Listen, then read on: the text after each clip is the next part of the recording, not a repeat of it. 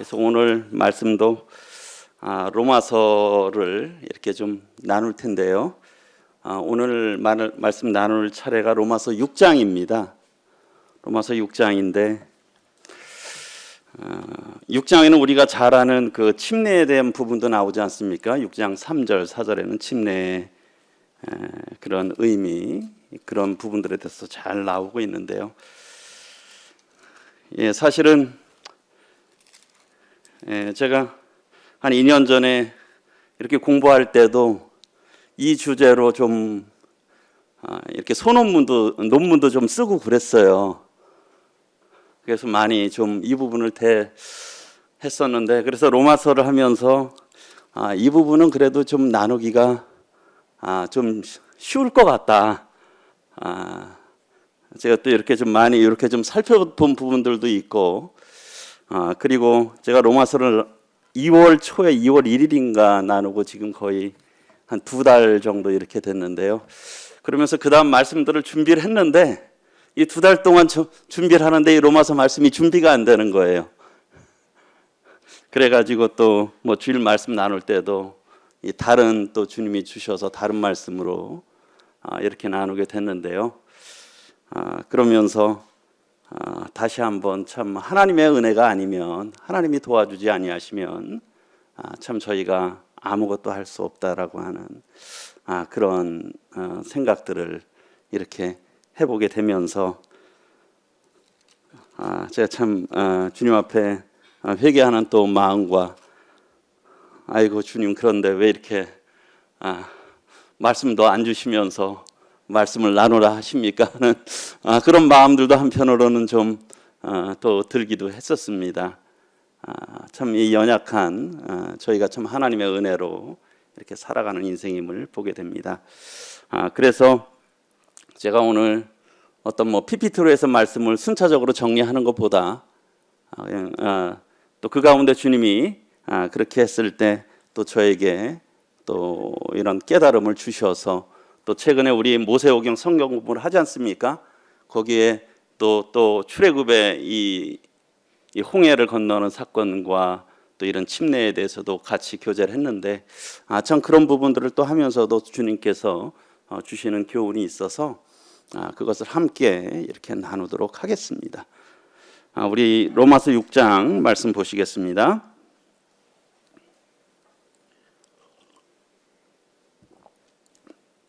오늘은 로마서 6장 1절부터 제가 11절까지 이 내용으로 나누겠고요. 제가 이번 주하고 다음 주 이렇게 수요일 날 2번 현재 계획이 되어 있습니다. 그래서 또 주님께서 허락하시면 다음 주에는 또 허락하시면 12절부터 23절까지 이렇게 나누도록 하겠습니다. 그래서 오늘 제목은 은혜를 더하게 하려고 죄에 계속 거하겠느냐라고 하는 제목으로 말씀드리겠습니다. 그래서 오늘이 로마서 이제 10강인데요. 좀 그동안에 이렇게 한 부분들을 이렇게 말씀드리면, 우리가 로마서 1장 1절부터 17절까지는 복음의 개요입니다. 그래서 복음이란 과연 무엇이냐? 복음이 무엇이냐라고 하는 것을 로마서 1장 1절부터 17절까지 이렇게 말씀을 하고 있고요. 1장 18절부터 3장 20절까지는 그럼 복음이 왜 필요하느냐? 그래서 특별히 어떤 이방인, 유대인, 또 모든 사람들이 참 죄인이다, 심판 아래 있을 수밖에 없다라고 하는 것이 로마서 1장 18절부터 3장 20절까지의 그 복음의 필요성에 대해서 나눴고요.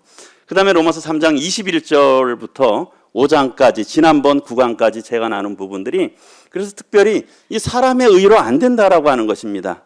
하나님께서 그 의를 준비하셨다라고 하는 것이죠. 그래서 어떻게 의로움을 얻느냐? 흔히 저희가 얘기하는 칭의, 의롭다함을 칭함을 받는 칭의에 대해서 이제까지 이렇게 나누었어요.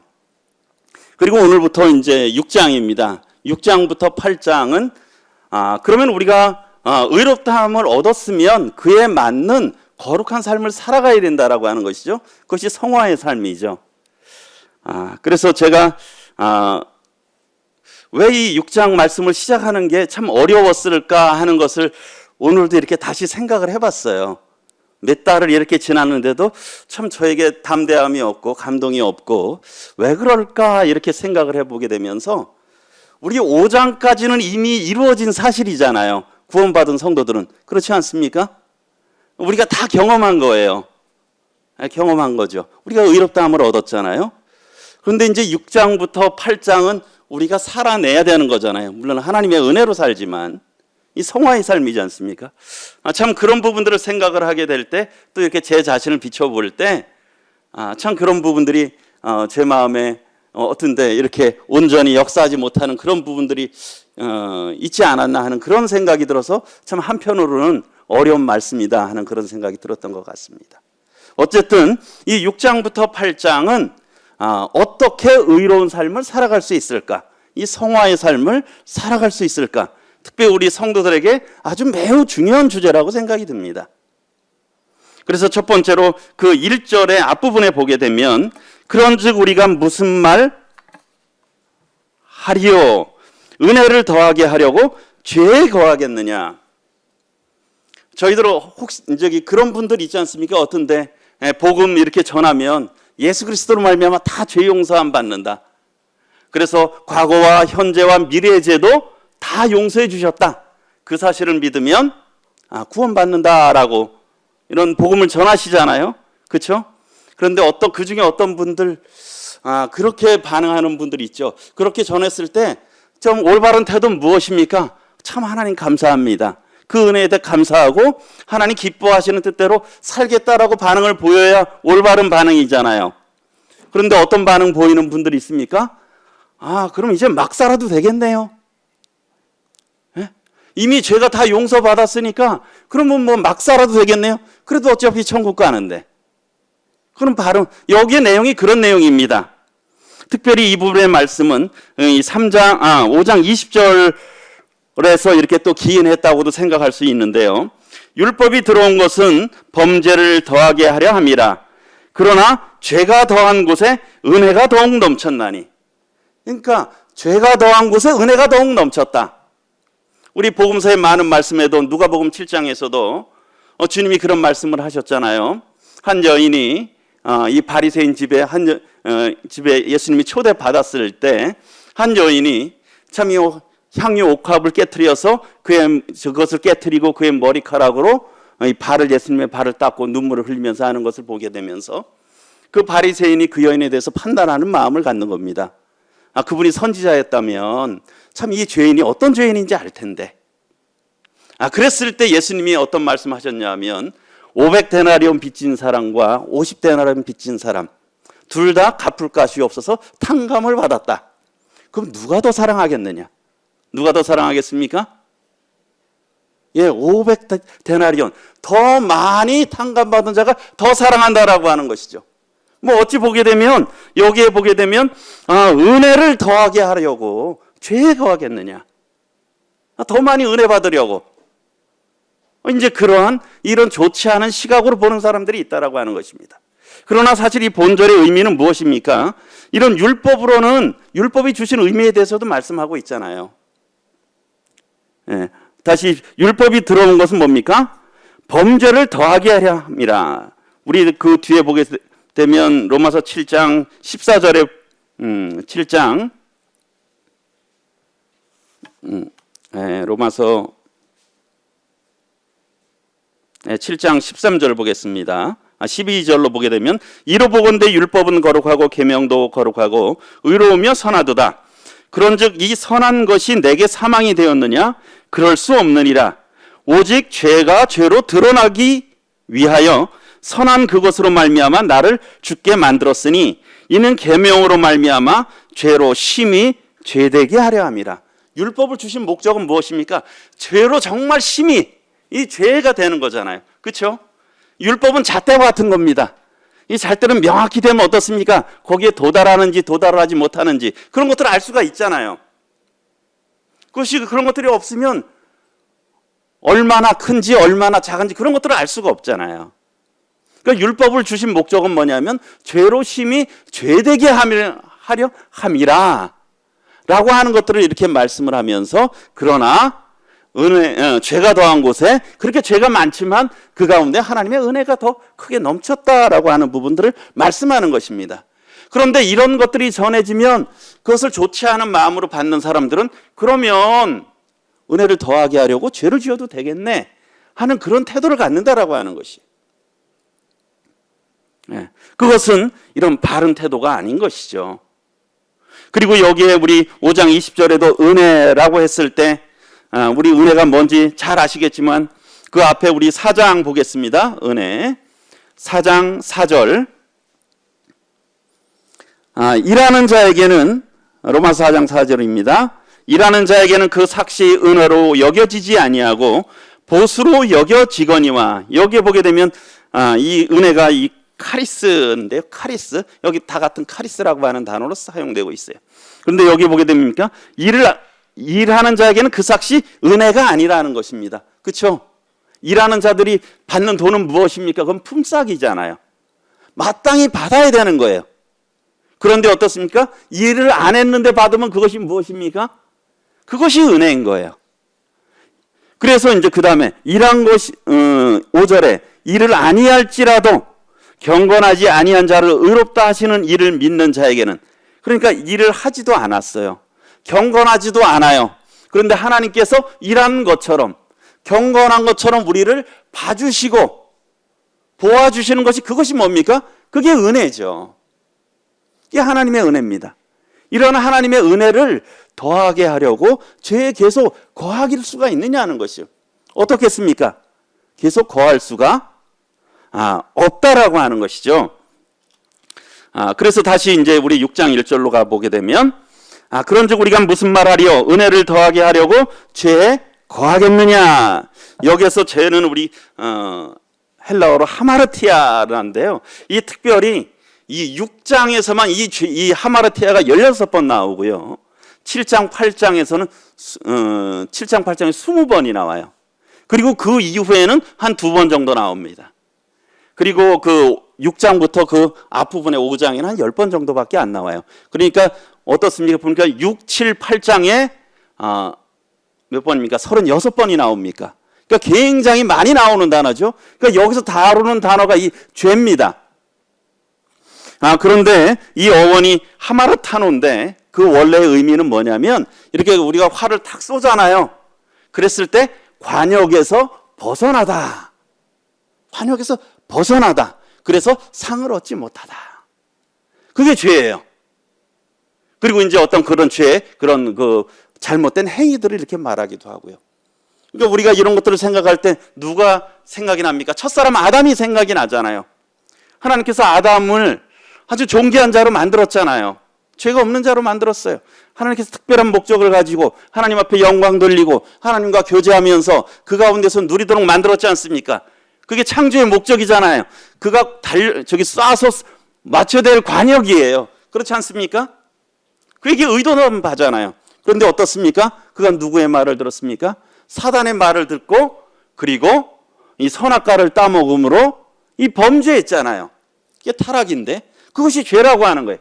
원래 하나님의 창조 목적에서 벗어난 것이 죄라고 하는 거예요. 그래서 여기에 우리가 죄라고 하는 것은 우리가 흔히 짓는 죄들도 생각할 수 있겠지만 좀 더 포괄적인 의미로 보면 아담에서 나온 속성들 있잖아요. 아담에서 기인한 속성들, 이 죄성들, 어떤 육신의 본성들 그런 것들이 있지 않습니까? 또 우리가 거듭나기 전의 모습들, 그런 것들, 육신. 그래서 그 6절에도 보게 되면 로마서 6장 6절에 보게 되면 우리가 알거니와 우리의 여기 보면 옛사람이라고 나오죠. 옛사람. 그리고 그 밑에 보면 죄의 몸. 이런 부분들이 다 이 죄성을 가지고 있는 이 죄와 관련되어 있는 것들이에요. 그런데 어떻습니까?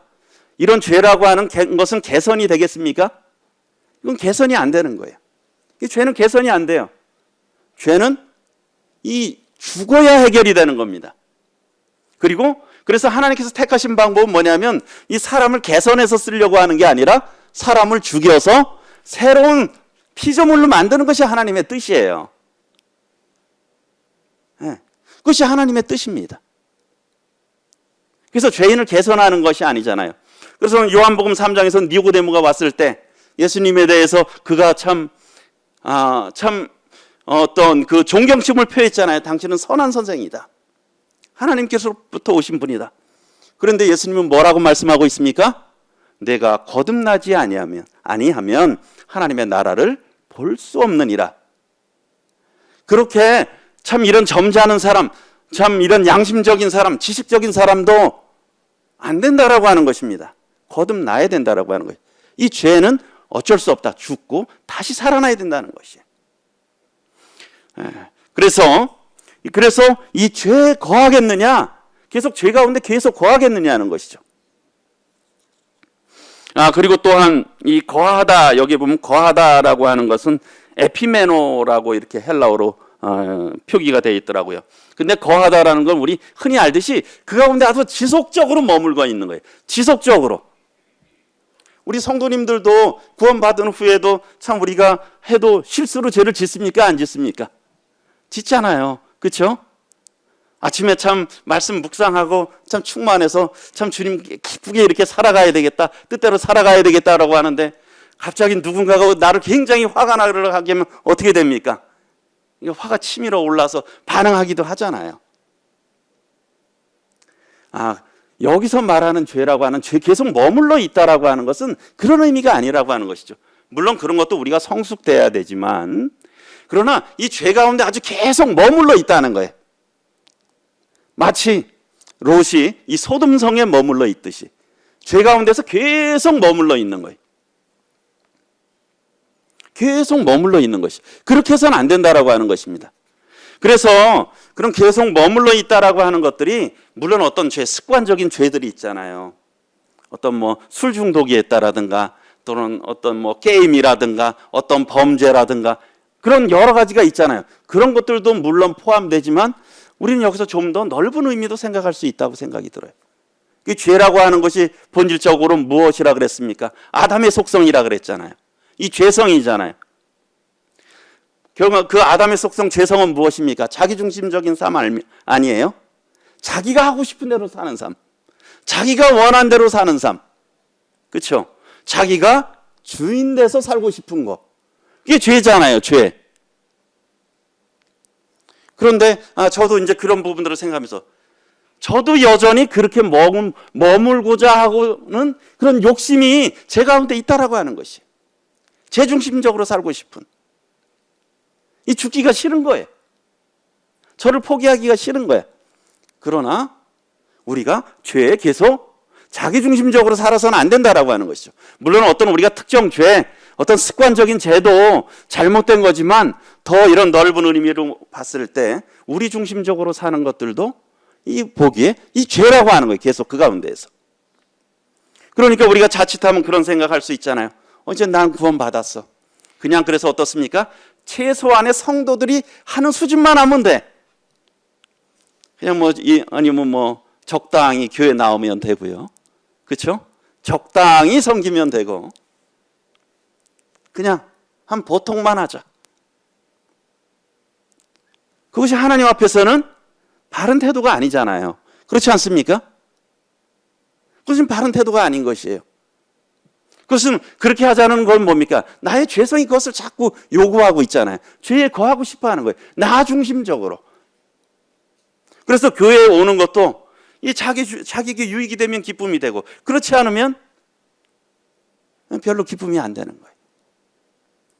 그래서 우리가 그런 부분들도 생각해 볼 수 있을 것 같습니다. 은혜를 더하게 하려고 계속 죄에 거하겠느냐? 우리가 그럴 수 없다라고 하는 것입니다.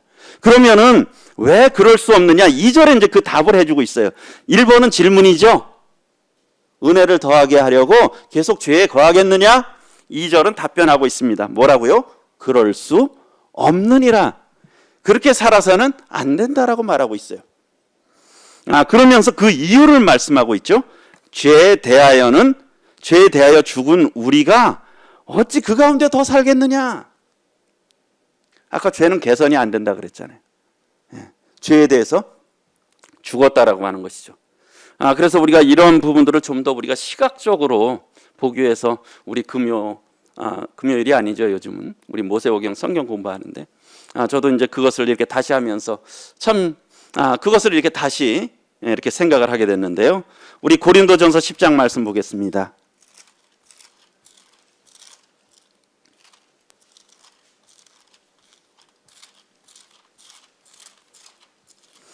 고린도전서 10장 1, 2절만 보겠습니다. 형제들아, 나는 너희가 알지 못하기를 원하지 아니하노니 우리 조상들이 다 구름 아래에 있고 바다 가운데로 지나며 모세에게 속하여 다 구름과 바다에서 세례를 받고, 여기 보면 이제 우리가 이 세례를 받고라고 이제 이런 단어로 이렇게 표현되어 있는데요.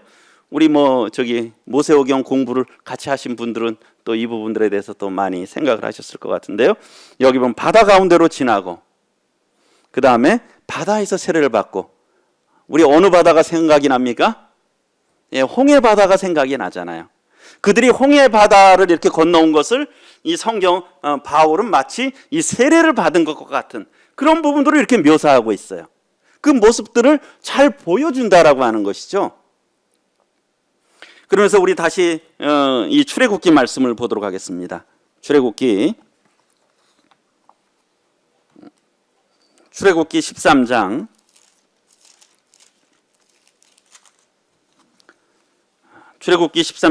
17,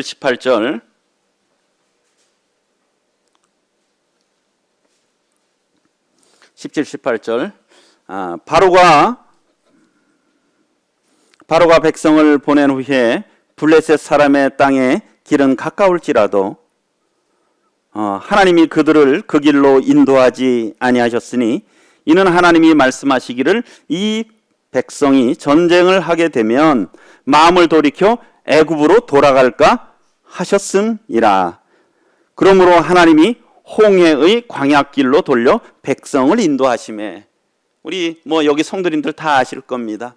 이 블레셋 땅은 그 지중해 해변길이잖아요. 그런데 하나님께서 이렇게 광야길로 삥 돌리셨죠. 대략 한 6배가 길이가 멀대요. 6배가. 그리고 어떻습니까? 해변길은 그래도 상당히 편하잖아요. 상대적으로. 그런데 그들이 걸은 광야길은 어떻습니까? 참 이 광야잖아요.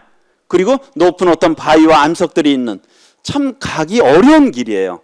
그리고 그들은 또 무엇을 건너야 됩니까? 홍해 바다를 건너야 되죠. 하나님께서 그들로 하여금 홍해로 일부러 돌리신 거예요. 왜요? 그들이 돌아갈까 봐.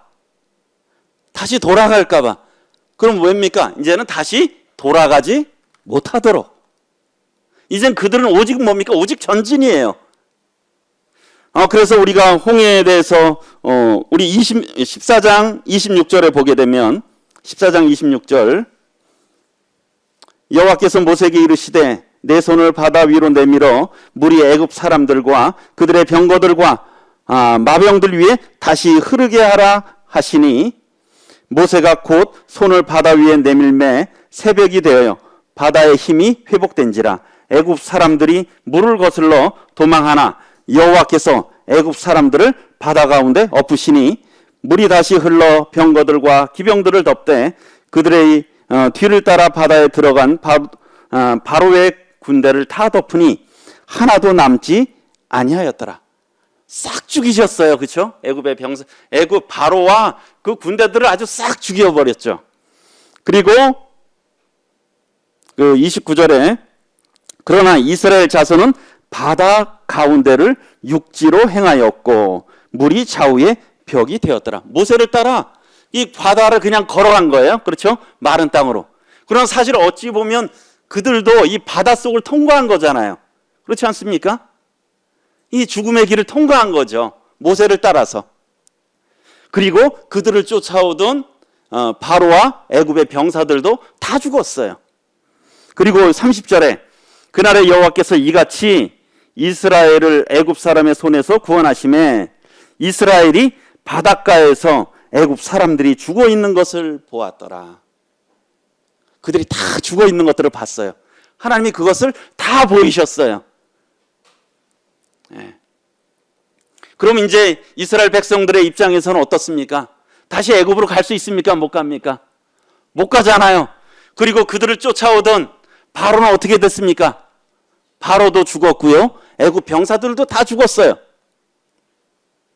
그들의 대적이, 그들은 예전엔 누구의 종이었어요? 바로의 종이었잖아요. 거기서 종살이 했어요. 그런데 하나님께서 다 쓸어버리셨죠. 그럼 이제는 그들은 어딜 만으로 가야 돼요? 앞으로 가야 되잖아요.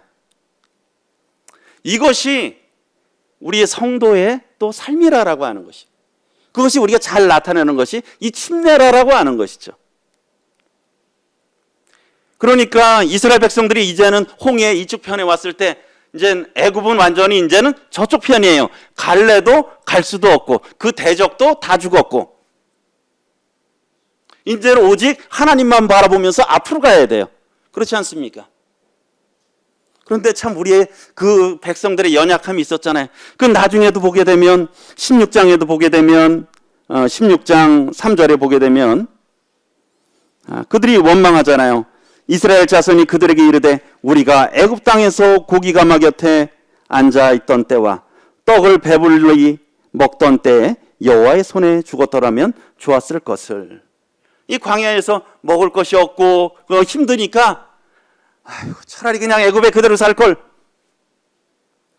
그러나 그들은 다시 돌아갈 수가 없는 것이. 그리고 실제 그곳의 삶이 그렇게 안락했습니까? 그렇지 않았잖아요. 참 고통 가운데 있었잖아요. 네. 그것이 다시 우리 로마서로 오도록 하겠습니다. 이런 로마서 6장. 이제 좀 죽었다라고 하는 의미를 좀 이해가 되십니까? 죽었다. 우리가 더 이상 이제는 죄에 거해서는 안 된다라고 하는 것이죠. 그럴 수 없느니라. 너희가 죄에 대해서 죽었느니라. 이 죽었다라고 하는 것이에요. 그리고 이스라엘 백성이 그것을 다 목도했잖아요. 다 죽었구나. 우리도 사실은 죽은 거나 진배가 없었는데 다 죽었구나. 그것을 목도했잖아요. 그러면 이제 다시 이스라엘 백성들은 애굽을 그리워하거나 바로의 종이 될 생각, 바로를 두려워할 필요가 없잖아요. 그래서 예수 그리스도께서 십자가에서 죽으심으로 말미암아 그 히브리서 2장 14절에 보게 되면 자녀들은 혈과 육에 속하였음에 그도 또한 같은 모양으로 혈과 육을 함께 지니심은 여기 보면 죽음을 통하여, 우리 주님의 죽음을 통하여 죽음의 세력을 잡은 자 곧 마귀를 멸하시며. 예수님께서 마귀를 멸하셨잖아요. 이 바로가, 그 쫓아오던 바로가 어땠어요? 홍해 바다에 파묻혀 물이 덮여 죽게 됐잖아요. 그와 같이 마귀를 멸하셨다라고 하는 것이. 그러니까 사실은 우리가 마귀를 두려워할 필요가 없는 것이죠. 하나님을 의지하면서 가면 하나님을 의지하면서 그냥 살아가면 되는 거예요. 이제부터는 그들의 삶이 비록 광야의 삶이 힘들지만, 그러나 하나님께서 구름 기둥과 불 기둥으로 인도하시잖아요. 그들의 필요를 채우시잖아요.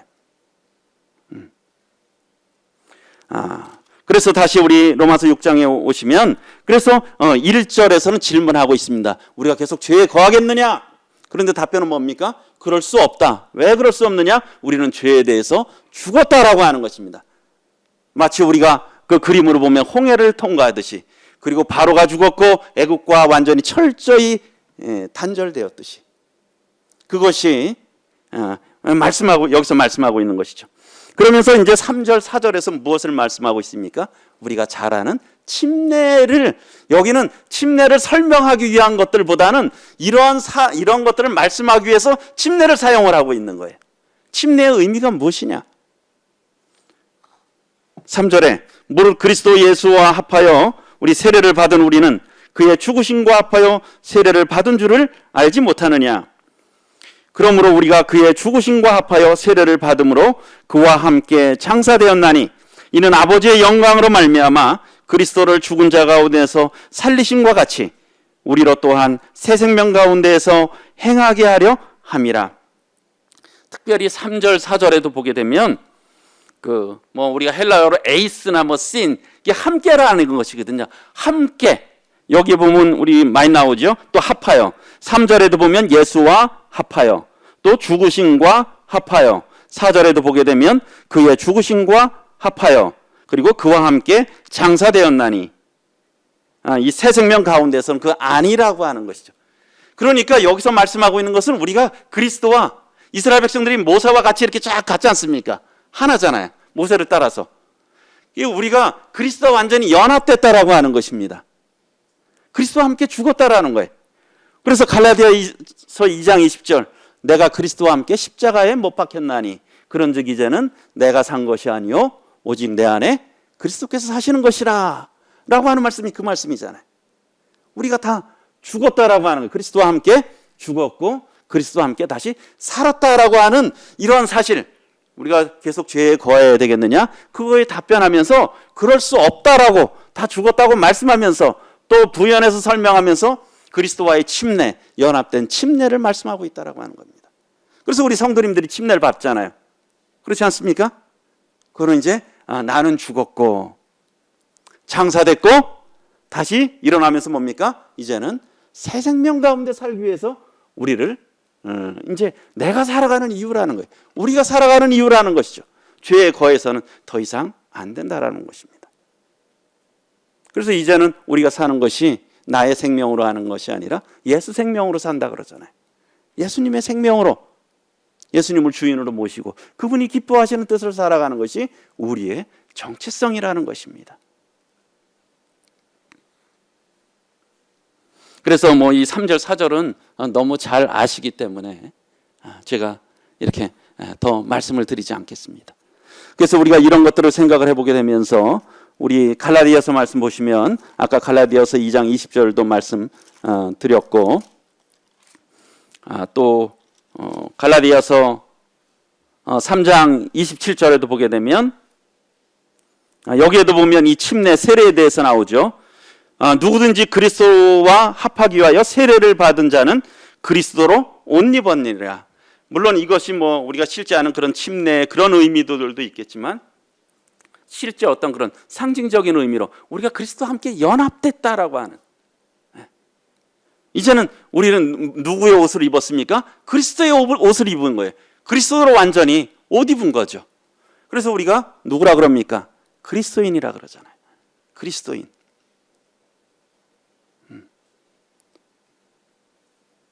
그러면서 그 갈라디아서 5장 그 24절에도 그리스도 예수의 사람들은 육체와 함께 그 정욕과 탐심을 십자가에 못 박았느니라. 어떤 자기 욕심들, 이게 자기잖아요. 자기를 못 박았고요. 또 그 6장 14절에 바울은 그러나 내게는 우리 주 예수 그리스도의 십자가 외에 결코 자랑할 것이 없으니 그리스도로 말미암아 세상이 나를 대하여 십자가에 못 박히고, 세상이 나를 대하여 십자가에, 세상이 못 박히고 내가 또한 세상을 대하여 그러하리라. 그러니까 세상과 나가 이제는 어떻게 됐다? 이 결별됐다라고 하는 거예요. 결별됐다. 그러니까 더 이상 이런 애굽의 세상 홍해가 가르듯이 완전히 이제 결별됐다라고 하는 것이. 그것이 그리스도인의 삶의 모습이라는 것이죠. 참 우리는 죽고 우리가 이제 세상에 대한 태도, 우리 마음에 대한, 우리 욕심에 대한 태도가 어때야 되는지, 이 죽은 자가, 결별된 자가 어때야 되는지 말씀을 하고 있는 것이죠. 우리 이런 죽음이라는 것은 이런 이별의 또 의미가 있잖아요. 그렇죠? 분리의 의미가 갖고 있는 거예요. 다시 우리 로마서로 오도록 하겠습니다. 그래서 그 6장 1, 2절에서 또 질문하고 그에 대해서 답변하면서 죽은 자로서 결코 그럴 수 없다는 것, 그 다음에 3절, 4절에서 침례를 통해서 그러한 의미를 좀 더 명확하게 말씀을 하고 있는 거예요. 우리가 그리스도와 함께 죽고 장사 지낸 바 되고 다시 살아나게 됐다. 그래서 4절 하반절에 있는 것과 같이 우리로 또한 새 생명 가운데서 행하게 하기 위해서 예수님의 생명으로 이제는 살아가기 위해서 우리를 부르셨다라고 하는 것이죠. 그러니까 죄 가운데 있을 수가 없다는 것입니다. 그리고 이제 좀 부분부로 넘어가면 이제 6절에 보게 되면, 그러면서 6절에서 우리가 알거니와 우리의 옛사람이 예수와 함께 십자가에 못 박힌 것은 죄의 몸이 죽어 다시는 우리가 죄에게 종노릇하지 아니하려 함이니. 여기서 이게 좀 더 어떤 성경학자들은 이 부분에 대해서 우리가 알거니와를 이렇게 말하고 있어요. 우리가 좀 더 명확히 분명히 알아야 될 사실이라는 거예요. 이 수신자들이 분명히 알아야 된다라고 하는 것이. 그렇지 않습니까? 우리가 어떤지, 내 신분이 어떤지, 내 상태가 어떤지 알아야 되잖아요.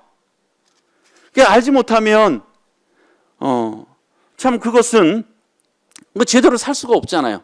내가 누군지, 내가 어떻게 살아야 될지 알아야 되잖아요. 그래서 이런 부분들에 대해서 우리가 그래서 분명히 알아야 될 것은 무엇이냐? 나는 그리스도와 함께 죽었구나. 선한 일을 위해서 창조함을 받은 자구나. 이것을 우리가 그것을 깊이 아는 것들이 참 중요한 것임을 보게 됩니다. 그래서 그 잠언 10장 21절에 보게 되면 의인의 입술은 여러 사람을 교육하나 미련한 자는 지식이 없어 죽느니라. 지혜가 없어서 이런 사실을 알지 못해서 죽는다라고 하는 것이. 그리고 우리 사사기 21장 25절에 보게 되면은 그때 이스라엘의 왕이 없으므로 사람이 각기 자기의 소견에 옳은 대로 행하였더라. 알지 못하면 그런다는 거예요. 지식 없는 게 알지 못하는 것이 이것은 죄라고 하는 것이 마땅히 알아야 될 것을 그렇게 하는 거예요. 그렇지 않으면 어떻습니까? 자기 소견에 옳은 대로 행하는 것이죠.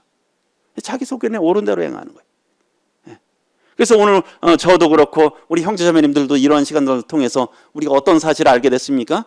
다 이미 알으셨지만 우리는 죽은 자들이라는 거예요. 마치 홍해를 건너서 그 애굽 병사들이 다 죽은 것을 바닷가에 둥둥 떠다니는 것을 본 그 이스라엘 백성들처럼 우리는 그 애굽과 완전히 철저히 결별됐고 나는 죽었고 나를 쫓아오던 마귀 대적은 죽었고 그것을 바라보면 그것을 이렇게 바라보고 그러나 어떻습니까? 그것만 계속 바라봐야 되겠습니까? 다시 애굽의 상황만 궁금해해야 되겠습니까? 아니잖아요. 이제는 어떻습니까? 그것을 돌이켜서 예전엔 바로를 봤다면 이제는 누굴 바라봐야 해? 하나님을 바라보고 광야길을 걸어가야 되잖아요. 하나님의 인도하심 따라. 그것이 성도의 삶이라고 하는 것이죠. 그것이 죽었다라고 하는 것입니다. 그러한 사실에 대해서 알으라라고 말씀하고 있는 것이죠. 우리는 그리스도와 함께 죽었고 다시 살아났다라고 하는 것입니다.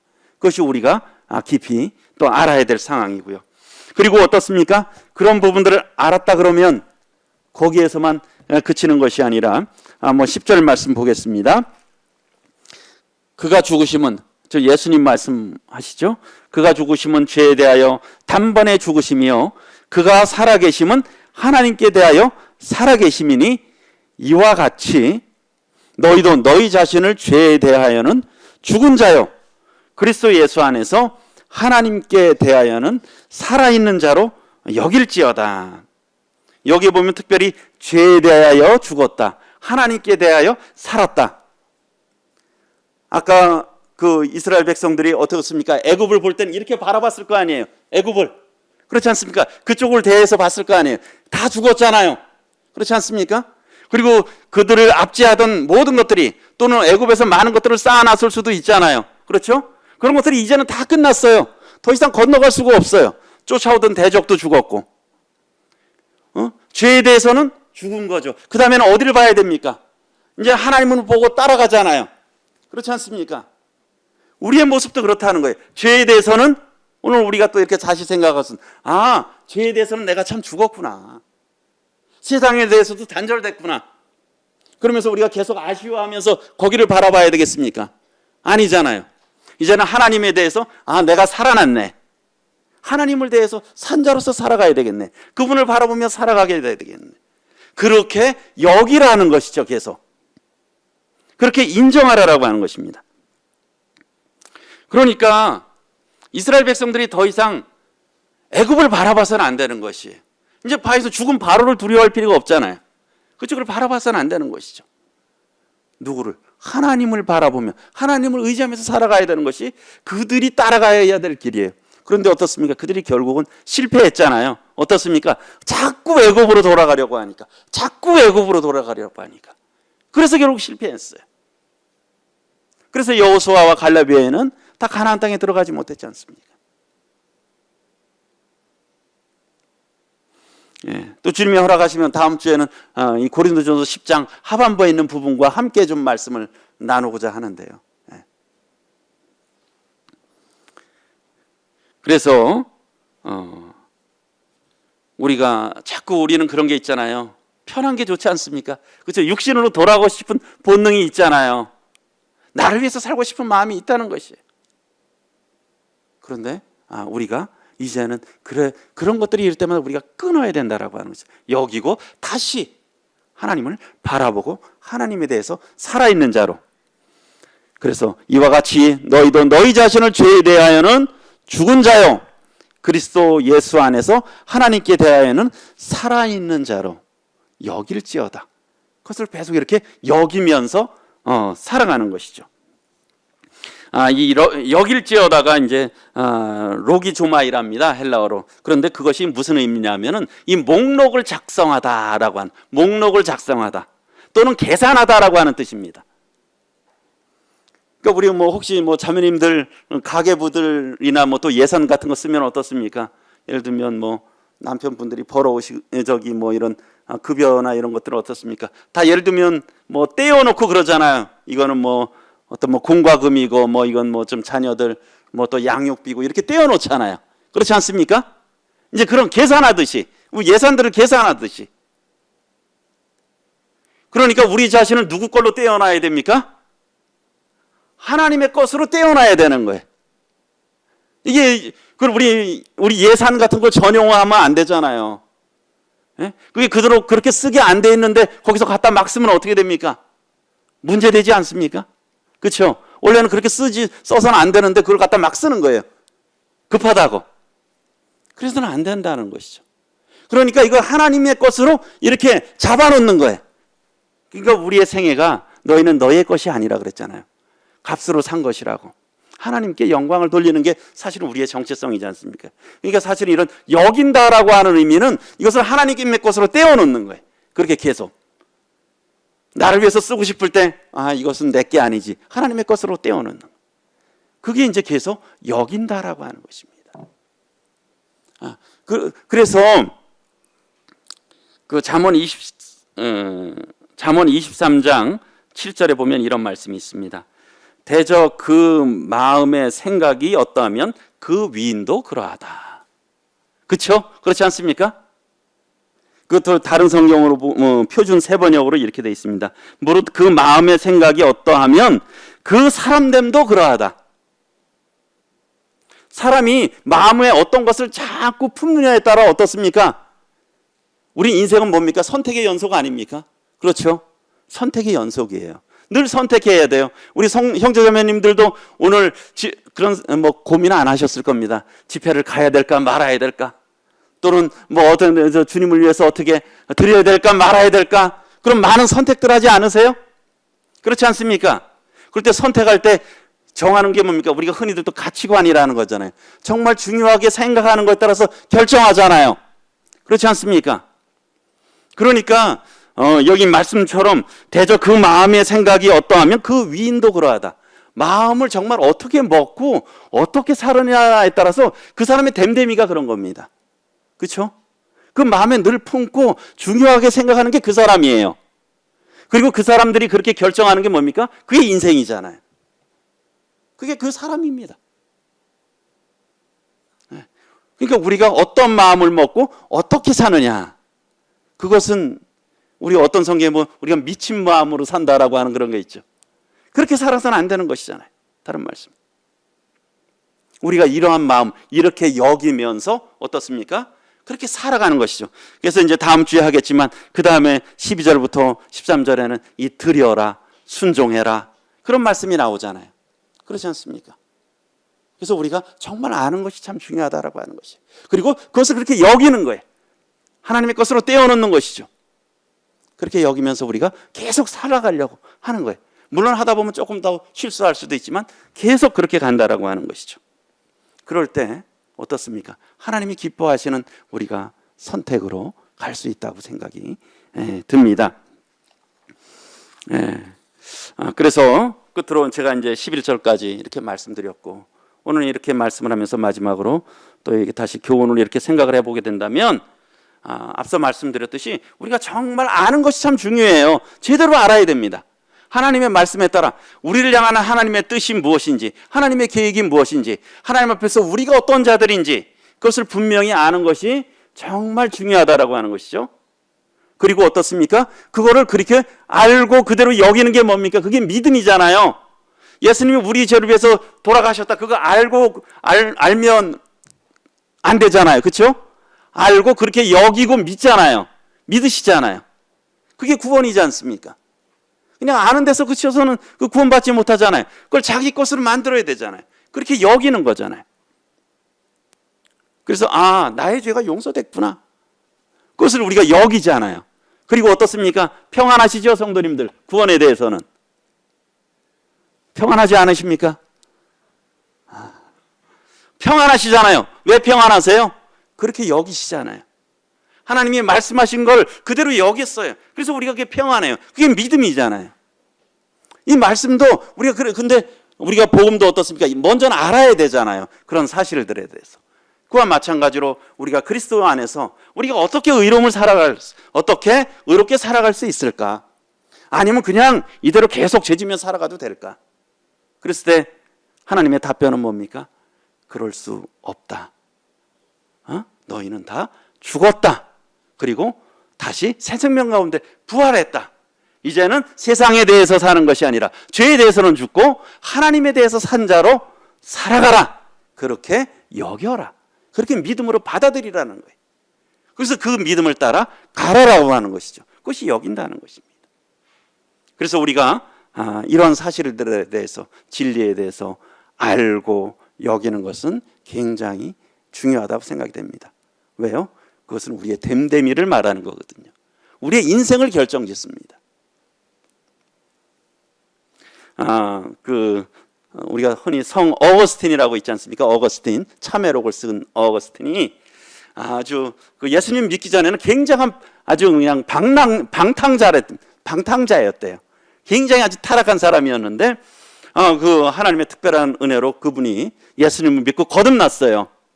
근데 이제 그분이 어느 길을 이렇게 걷고 있는데 예전에 그 잘 알고 지냈던 창녀가 어거스틴을 보면서 당신 혹시 어거스틴 아니세요? 그러던 거예요, 뒤에서. 그랬더니 어거스틴이 뒤도 돌아보지 않고 그렇게 얘기를 했대요. 당신이 알던 어거스틴은 죽었습니다. 당신이 알던 어거스틴은 죽었습니다. 예전에 알던 그 어거스틴은 죽었다는 거예요. 우리가 그래야 되지 않겠습니까? 예전에 저는 죽었습니다. 예전에 저는 자기를 위해서, 자기만을 위해서 살던, 이 죄를 위해서 살던, 죄 가운데 거하던 참 저는 죽었습니다. 우리가 하나님 앞에서 그러한 자세로 살아가고 또 세상에 대해서 그런 모습들로 들어가야 될 것이라 생각이 듭니다. 그것이 여기는 거겠죠. 그 다음에 은혜를 이렇게 주셨는데 은혜를 더하게 하려고 죄에 거하겠느냐? 은혜를 우리가 헛되이 해서는 안 되잖아요. 우리 한 말씀 보겠습니다. 고린도전서 15장 10절.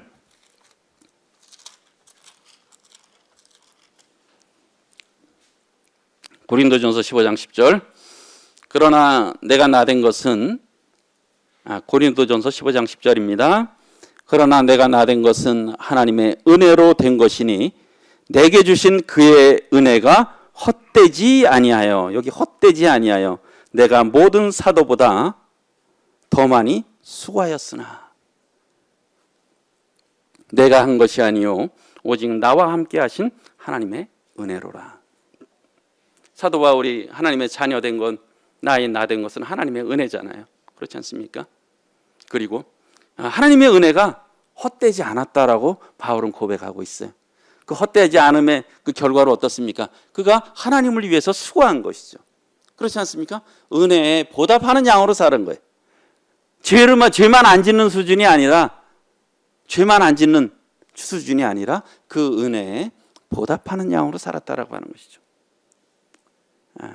참 저희가 참 이런 말씀들이 또 저희들에게 또 능력으로 나타나서 저희들이 참 은혜에 보답하는 영으로 하나님을 위해서 기꺼이 또 수고하는, 좀 들여져가는 저희들이 됐으면 좋겠습니다. 이상으로 마치도록 하겠습니다. 감사합니다.